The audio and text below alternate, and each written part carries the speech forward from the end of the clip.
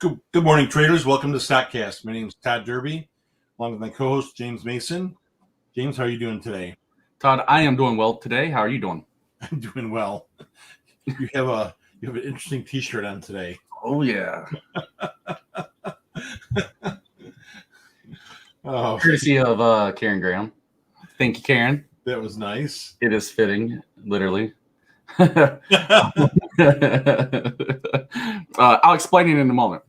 But first, let's get into it. So, Dow futures currently down 93 points. S&P 500 down 7 3/4 of a point. And we are coming out pretty bearish at the opening here in the market. So, just prepare for it, guys. Other than that, let me explain. So, a lot of y'all know that I'm usually in and out of Facebook jail every week. But if you like, people think it's because I'm like talking trash, and most people don't actually like look into what I'm saying. They don't realize that I'm only talking trash to the people who are trying to be internet bullies, talking trash to other members. Now, I like your background. Now, with that being said, if you actually look back on everything that I've been put in Facebook jail for, you'd be like, wait a second, you got, like, Facebook hit you up for, gave you 30 days for terrorism? I've had that twice. Literally, they, for one TikTok video I shared, it had a cut scene from the movie The Joker in it, and they nailed me 7 days for terrorism. On day 6, they approved my appeal for my dispute, let me out of Facebook jail 1 day early. And then they posted that video back up. Well, 10 minutes later, they nailed me again for the same video and gave me 30 days for it. For the same thing, terrorism. And we all know that social media is just getting flat out ridiculous. And a lot of y'all know that I'm also in a Facebook group ran by Facebook employees. And the whole concept of that group is to teach you the tools, the features, and how to effectively run a Facebook community and, build it, grow it, and everything else that comes along with it. Well, we usually get to see the new features that are coming out a few days in advance before everyone else does. And I mean, it's not like a true peek behind the curtain. I mean, it's nothing really great.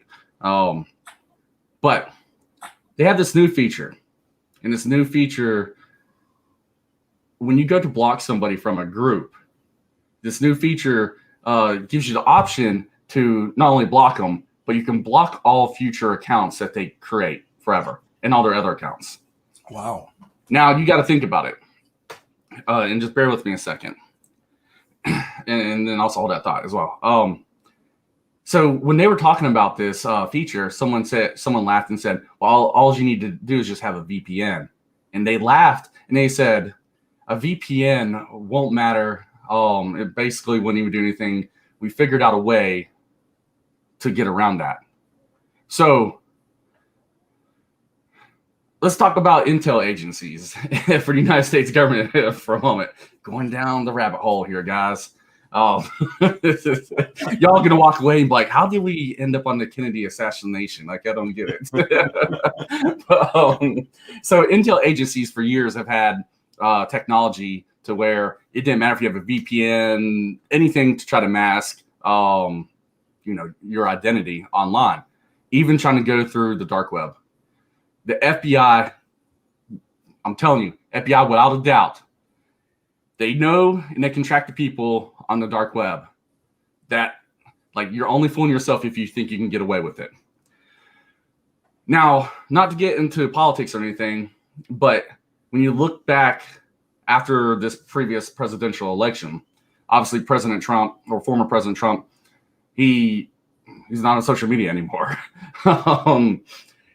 Facebook, Twitter, I mean, they're keeping them off. Well, you would think, how could they just keep them off? Well, this technology enables that. Now, how did Facebook figure this out? And Twitter? I wouldn't be surprised if the United States government didn't reward them with that technology because they kept him off the internet. There's no coincidences in anything when it deals with the stock market, the government, or anything like that. So back to Facebook. Facebook has this technology. And last night I went to go make a post in the group under Maggie's name, her account, and they restricted her. But she can use it on her side. So the technology is, however they have figured out to determine all this of who's actually who. For me to be able to use her account, what I figured out is she has to be closer to me for it to work. That's crazy, isn't it? It's unbelievable, actually. Yeah. The way you say that is, it makes me look over my shoulder and let me get my tinfoil hat out. I know. I know it sounds crazy. It really does. But Facebook they're using the same technology that these intel agencies are using to know who is who on social media now. We always knew and said that there's no privacy when dealing with these companies, but that like goes deeper, to where a VPN can't mask anything. It's pretty crazy. So when she's in the room with you, you have no problem posting. Mm-hmm. But if she's in somewhere else, in the house or the city or out of state, I don't know exactly how close, but she has to be like literally like within my little like area. I'm sure like she could be like maybe like down the street. Like she's out of state right now. Okay. She just left. And that's when everything stopped working for me.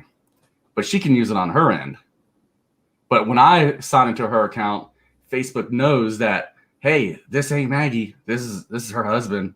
And it's keeping me from being able to make posts there. That's actually crazy. It is.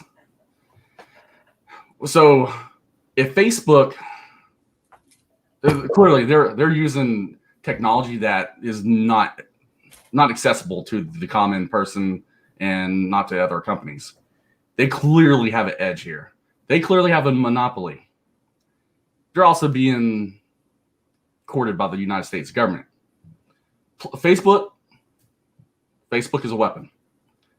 It's a propaganda machine. It's a weapon, and that's all. That's just what it is. So, yeah, that technology and Facebook, it's so crazy that they can actually know who is who's using what, based off of their device, which also means they know exactly where you are every moment. Well, Todd, right now, this is that moment. Todd's thinking, like, shit, I have to go to the Army Navy store, stack up on MREs. I get I'm not here tomorrow. I'm in the deep woods. He's going to join the Michigan militia, everything. we have a very active and strong militia here in Michigan. Yeah. They cross over the line real quick and easy to crazy. Yeah. They're actually pretty notorious. They're one of the most well-known militias. All right. Well, so going forward, so I guess you're letting us know, it's a long story to let us know that you're not going to be Facebook posting because Maggie's out of town. Yeah.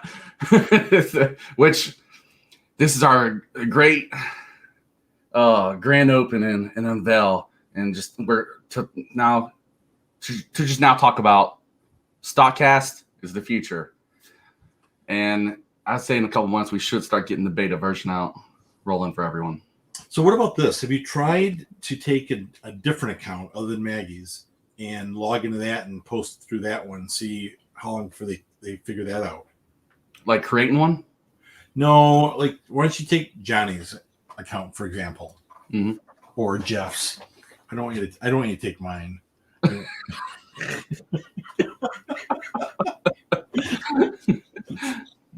I'll be in an orange t-shirt also. Yeah. I guess I could try that. I'm just wondering if that would be a possibility if they'll figure that out.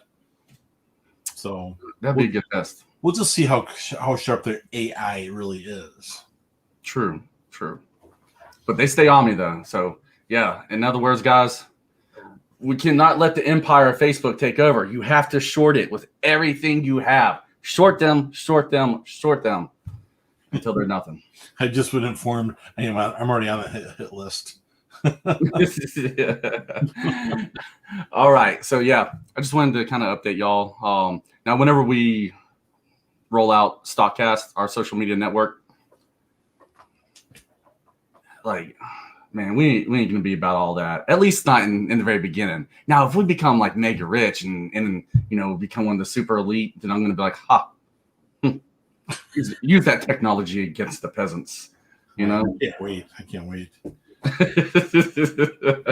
All right, we're 12 minutes from the start of the market. Should we talk about a couple tickers here? Yeah, let's go ahead and get into it. Let's talk about ticker. Let's see, EYEG. We'll start off there. EYEG.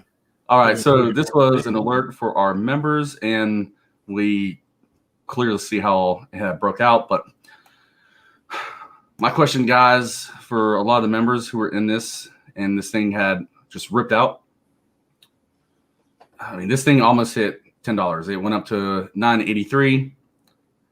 Like, you guys have to keep moving your stop losses up. Now, I know after hours pre-market stop losses won't work. You have to manually execute that order, but you have to be there watching it. You have to take opportunity when you have opportunity. You cannot be letting profits like this slip away. To let multiple points slip away. Like, you guys have to stop that now. You're only hurting yourself. So for this ticker, what I'm looking for today is, after it pulled back roughly 2.5, 3 points here,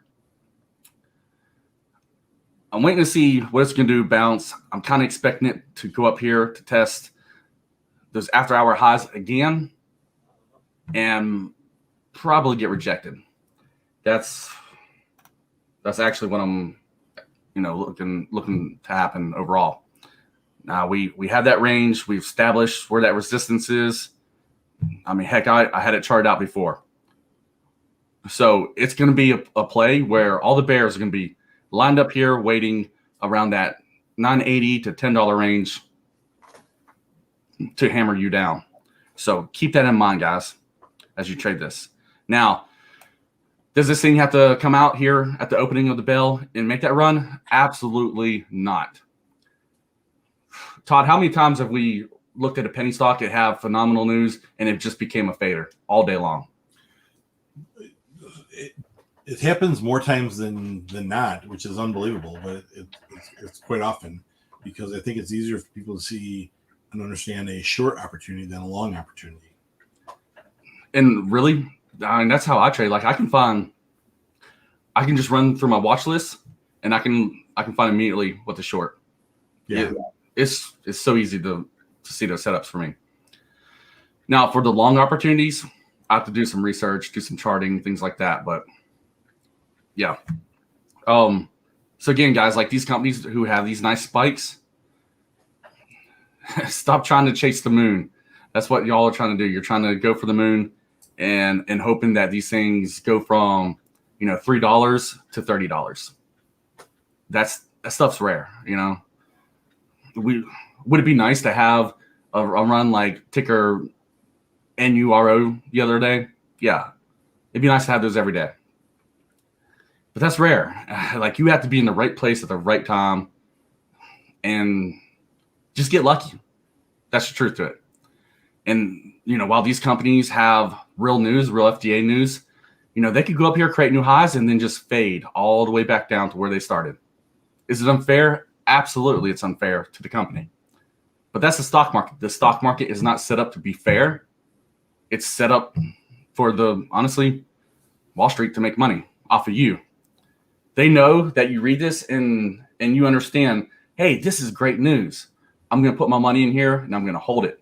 And they also know that if you buy, say at like $8, because it is good news, and if they run this thing down to $5, you're going to be so disgruntled that you're probably going to cut it for mass losses. Then they're going to come in, buy it back up, push it back up. You're going to chase it now with less money, which will help push their stock up. They'll make the money. And when you just get back to making a little bit of money, they're going to pull the rug again. That's how it works, guys. So that's what I see for ticker EYEG. Just be careful, guys. Like, for the people who are TTBB members, y'all had your opportunity. I hope you guys get to the point to where you can write it back up and lock in those same profits, but you guys have to be ready to pull that trigger and sell for profit at some point. So let's talk about another one, ticker SONM. So I alerted this one yesterday, and if we look at the daily chart, we have a double bottom here. We have earnings coming up, but with these penny stocks, a lot of times earnings really don't matter. But if they're like beat down hardcore, I mean, shit, it's a 40-cent stock. What are they going to do? Like, are the analysts really going to be like, shit, this company, this 40-cent stock company really missed their targets? What are they going to do? Run it down to 30 cents? Right. This is just one of those things to where with the stock market, when it comes to earnings, like, how many times, Todd, and this is another one, how many times have we seen with earnings, the company have phenomenal earnings and then they just get crushed? Or the reverse, they have really bad earnings and the stock runs. Yeah. It's almost like the market makers are moving the ticker or moving the stock where they can make money based on what's going on in the public retail. It's kind of almost like you're not supposed to win as a retail trader. That's true. So I think it's important to mention also that I know there's a lot of people that are heavy in one ticker. The big wins are rare.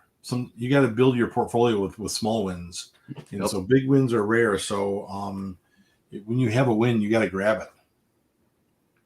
Absolutely. And one thing I usually do, like, honestly, Todd, like, anytime I've ever been in a position in a trade that became like a black swan and just ran up thousands of %, it's only happened when I had a smaller position, because one, I can control my emotions a lot better with that smaller position. Because I mean, if I have a smaller position, I have less risk here and less emotions. Now, for instance, like, ticker Neuro, ticker NURO. When I first started off with that trade, I had almost 15,000 shares. But as I kept going up in profit, I'd sell half, and then I'd sell half, and then I'd sell half.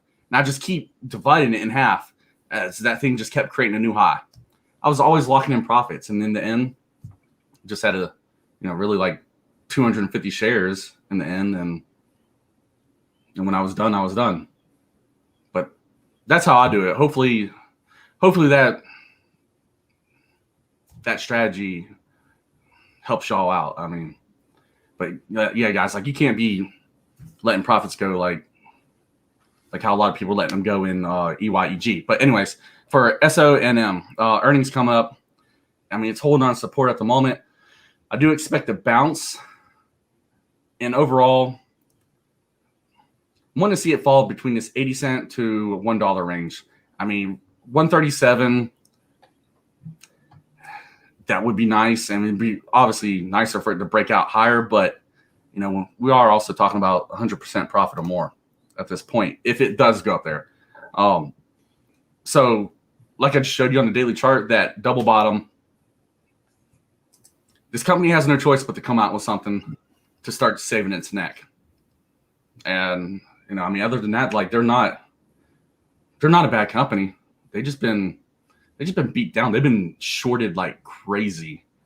And like how, what was it yesterday, Todd, when we was looking at, golly, what was it? NAOV, or yeah. You know, it was literally in that, 60, 70 cent range, and then it rocketed it up over $2. So I'm not saying that this is going to do that, but there's a good chance that they're going to get it back over 80 cents. That's all I'm saying. But other than that, guys, Todd, that's all I have for today. Do you have anything? No, nothing.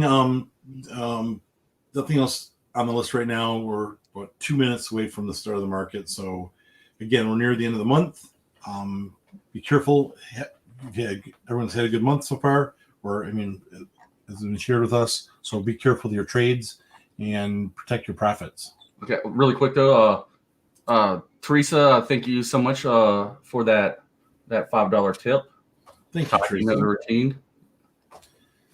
Give us a button. Turn the music on.